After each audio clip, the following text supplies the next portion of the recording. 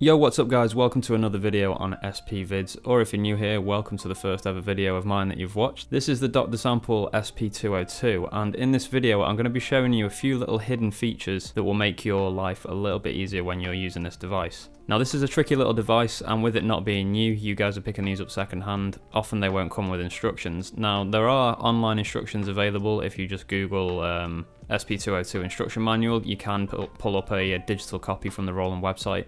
So I've taken these tips from that. I've basically combed through the manual and found some tips which aren't that obvious at first. And yeah, I just thought I'd share them with you guys and make your beat making experience a little bit easier on this device. Just before I start, I want to say a massive thank you to the support lately. Obviously you've noticed that I've been uploading a lot more, but the support is growing as well. So thank you for all the comments that you've been leaving, all the likes and everything. It really is cool to see the channel growing, and we're almost at 10k now, so I'm super happy about that. Off the back of that, I just want to quickly mention that I have now opened membership for the channel, so I'm going to be doing monthly blogs about everything that's going on with the channel, what kind of music I'm listening to, lo-fi wise, all that kind of stuff. So if that's something you're interested in, hit the join button under the video and you can find out what it's all about and how much it costs, etc.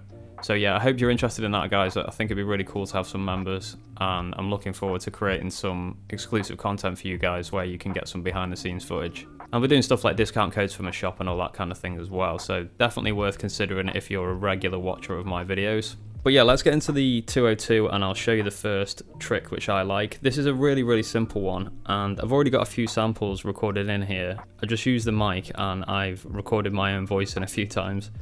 1, 2, 3. 1, 2. 1, 2. Now I've used 3 different pads there I've recorded in, and one of the really easy things about this that you can do is if you hit remain, it actually shows you how much recording time you've got left. So as you can see here, it says 0.28. I've actually got a maximum of 28 seconds left. Now I think that's the maximum amount of space that's left, so to be able to get the full 28 seconds you would have to sample on lo-fi 2 and mono. But it is kind of just a good reference to know how much sort of space is left. On this device I'm only using the internal storage. I don't use a memory card with this at all because they're super expensive. They're actually more expensive than what I paid for this unit, so I've never decided to get one. There's other limitations as well, like you can't use certain effects with sounds on the memory card, they have to be in the internal memory. So I've never bothered with a memory card, but yeah, that's just a handy little thing to know that in terms of my internal storage left on this, I've got 28 seconds left maximum. Okay, so tip number 2 is that this device does actually have auto trigger recording, which basically means it will detect sound coming into the unit and start recording automatically for you. This is a really useful feature if you're recording the start of songs for samples, because there'll be silence, and then when the sample kicks in, the device will just automatically pick that up and start recording for you, so you don't have to keep chopping it to find the start point perfectly. It's also really useful for drum samples as well, because obviously if you're recording in a drum sample, it will start recording when it hears the sound and it won't record any dead space before it.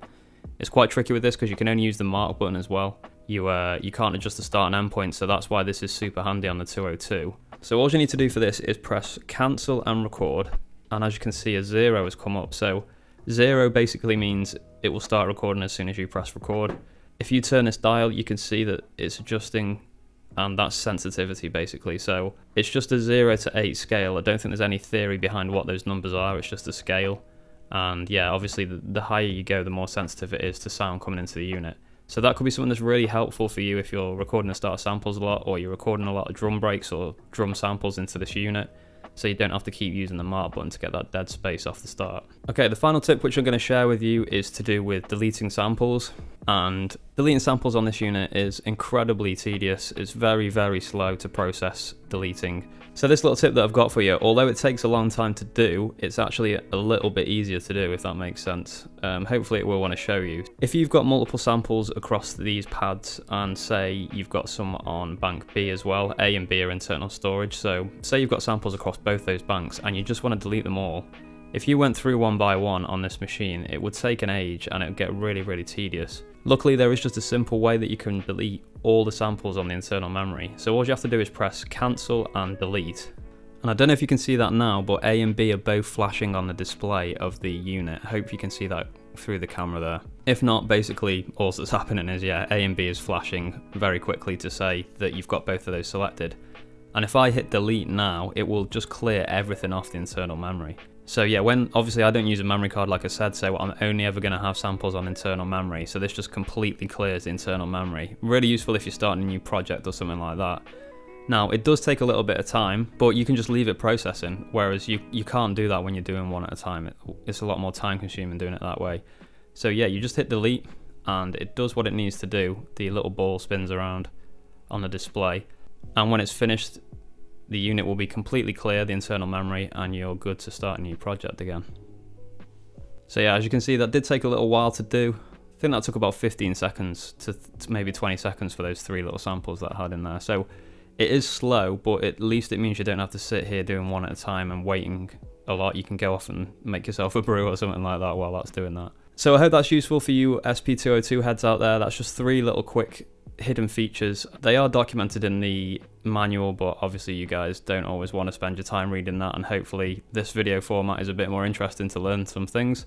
So yeah, if you do want to learn more about the box, obviously check out that online manual, but I'll be sharing more tips from this in the future as well. Again, just quickly, it'd be really cool if you could check out that new membership feature of my channel, and if you wanted to join, that would be awesome. If you have any questions about that, just feel free to get in touch with me. You can hit me up on Instagram at spvids_, or you can just leave a comment below and I'm happy to answer any questions about that. So that's it for this one, guys. Just wanted to show you those 3 quick tips for the SP202. I hope they're useful for you, and if you've got any more tips, please share them in the comments below as well. I'd love to hear them. Until next time, guys, keep making beats, and I'll be back very soon. Peace!